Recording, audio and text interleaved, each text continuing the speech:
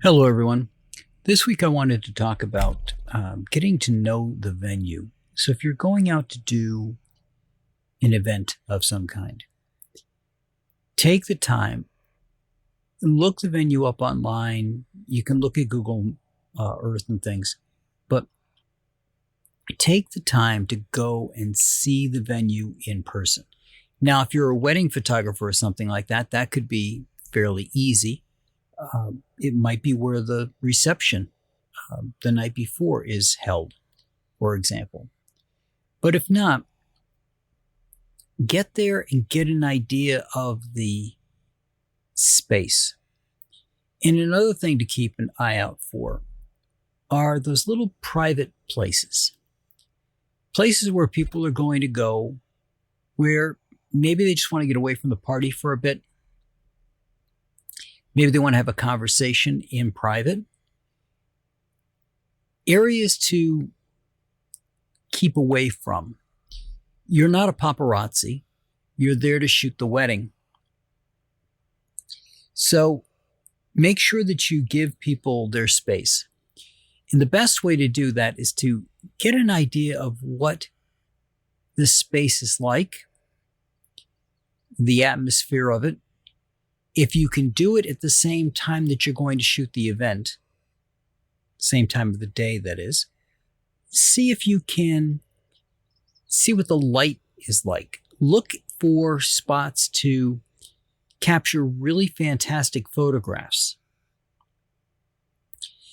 Get an idea for the areas that you're going to have to avoid because of the bright, harsh sunlight.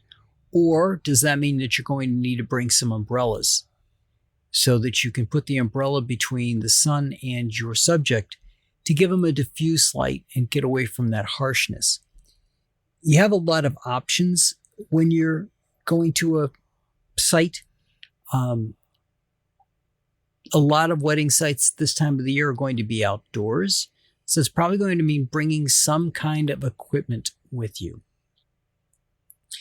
Now, the types of equipment you could bring are, as I said, an umbrella. These would be a transparent umbrella. It's just there to diffuse the light. Another thing you could do is use flash or LED lighting or something similar where you back the camera off so much that bright daylight looks dark. And if you haven't seen it, there are several pictures of the moon, for example, that were taken during the day. But by backing off, and that is by lowering your f-stop, upping your shutter speed, and decreasing your ISO, you can turn a bright daylit day into a hazier day, a darker day.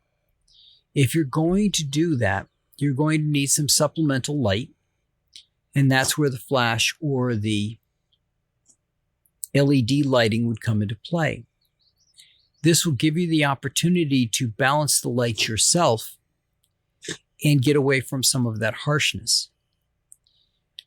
But the other thing you can do is if you've got an assistant, you can have them hold a sheet. And of course, you always have the option if you're just a little bit off into a shadowed area. So you've got the shade of a tree, for example, and you have an assistant. You can have them put a reflector out, catch that light and bounce the light onto your subject so that your subject is out of that harsh sunlight. But maybe you give a nice gold tint to them. And maybe for the guy, you give it a silver tint.